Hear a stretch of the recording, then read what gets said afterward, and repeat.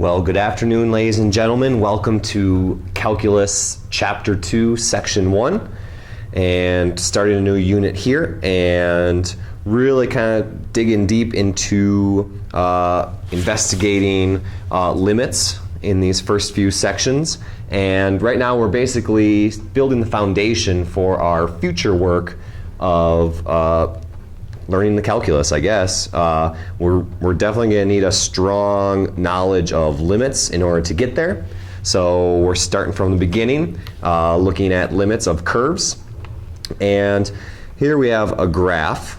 But before I begin, gotta say it's obviously a beautiful day for math because the rain is over and it's nice and sunny out there, but not too hot. And yeah, and now we're doing section 2-1. We're moving on towards the good stuff, towards the calculus. So here we have a curve, and as we can see, we have a curve, but something funky, something gross is happening at, looks like an x value of -4. So, of course, these questions center upon and look at what's happening at -4. So the first one, part A, the limit of g of t, so that's the curve that we're looking at. The limit of g of t as t goes towards -4. We're going towards a t value, I guess, a t value of -4. But then this little minus sign means we're coming from the left. So -4 and then minus sign, think smaller than -4. Smaller than -4 would be to the left of that x value. So from the left. So as we're coming from the left, I think my favorite visual is an ant walking on this curve. So an ant's walking towards -4, walking from the left, walking towards -4, walking towards -4 from the left, boom, it would be at a y value of 1, 2, 3, 4, 5. Is that right? 1, 2, 3, 4, 5. So the limit of part A is 5. And then the limit of g of t as t goes towards -4 plus sign. So think bigger than -4. So there's -4. Bigger is to the right. So the ant is coming from the right in this case. So coming from the right, going towards -4, going towards -4 from the right. It reaches a y value of 2. And again, we're coming from the right here. So since ants coming from both directions, coming from the left, coming from the right, the ants don't bump heads, part C, the limit does not exist. Since these two y values do not match, since the ants would not bump heads here, the limit does not exist at -4. We have to look at parts A and B in order to figure out part C. A and B implies part C. So since A and B don't match, this limit does not exist. And then part D is saying when t is -4, so the t value, the x value, the independent variable. So when the independent variable is -4, well, we either use the filled in dot or the clear dot, and it's the filled in dot. So the y value at a t value of -4 is 2. So we use that one. All right, moving on. Part 2.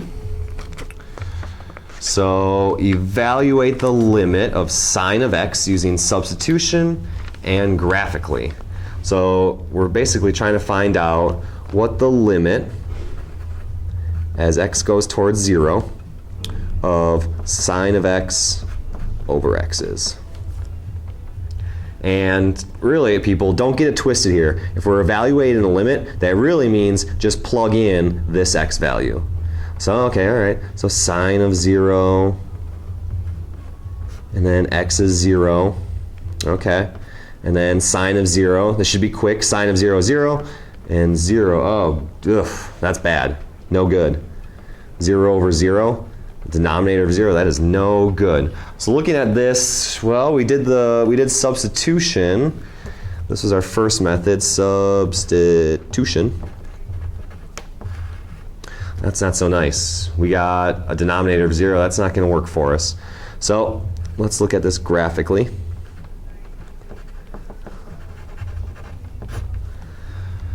So I'm going to use a graphing calculator and look at this. So where are we? There we are.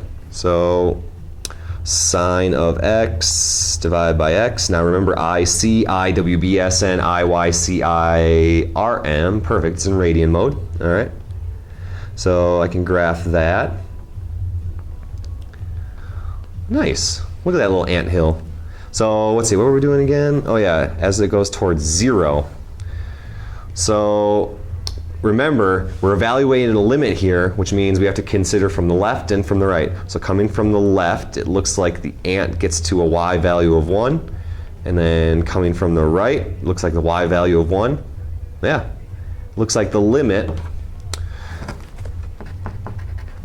of sine of x over x as x goes towards 0 is 1.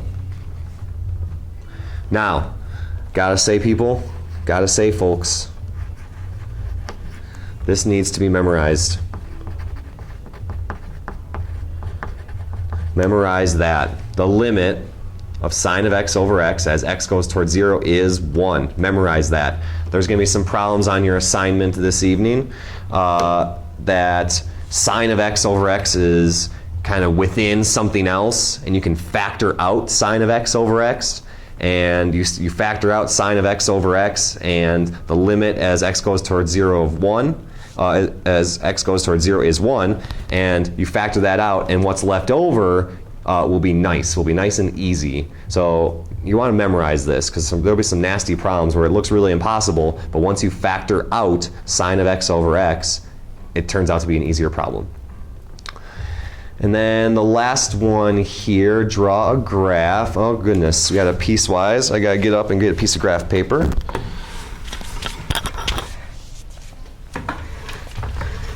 All right. So we're gonna graph that. We got a piecewise function there. So let's see, we've got a piecewise. So let's see, when x is less than 2, we use that line right there, which, important to see, that is negative x plus 3. So when x is less than 2, so let's see, it starts at 3, and then it's got a negative 1 slope, but then, oh, okay, it's x less than 2, so that's a clear dot. And then that line, so when less than 2, it goes this way. All right, this looks good. Oop, off the camera. And then the next one, when x is 2, the y value is 2. Okay, so that's off the graph a little bit there. And then when x is bigger than 2, important to see, that's 1/2 x plus 0. So let's see, starts at 0 and goes up 1 over 2. Oh, clear dot, up 1 over 2, continue, up 1 over 2. So there's our piecewise graph. And let's see, part B asks us to determine the limit as x goes towards 2. So something funky is happening here at 2, and we're supposed to investigate that. So x is going towards 2. The little negative sign means from the left. Negative, smaller, smaller than 2. So let's see. The limit as x goes towards 2, but coming from the left, of f of x. Let's see, coming from the left, it looks like the ant gets to a y value of 1. And then continuing with part B, we can scooch this up. The next part says, okay, the limit as x goes towards 2. X goes towards 2, positive plus, bigger than 2. So coming from the right, yeah, same thing, y value of 1. So, since these are true, since coming from the left, coming from the right, they're both 1. Part C, we can label that.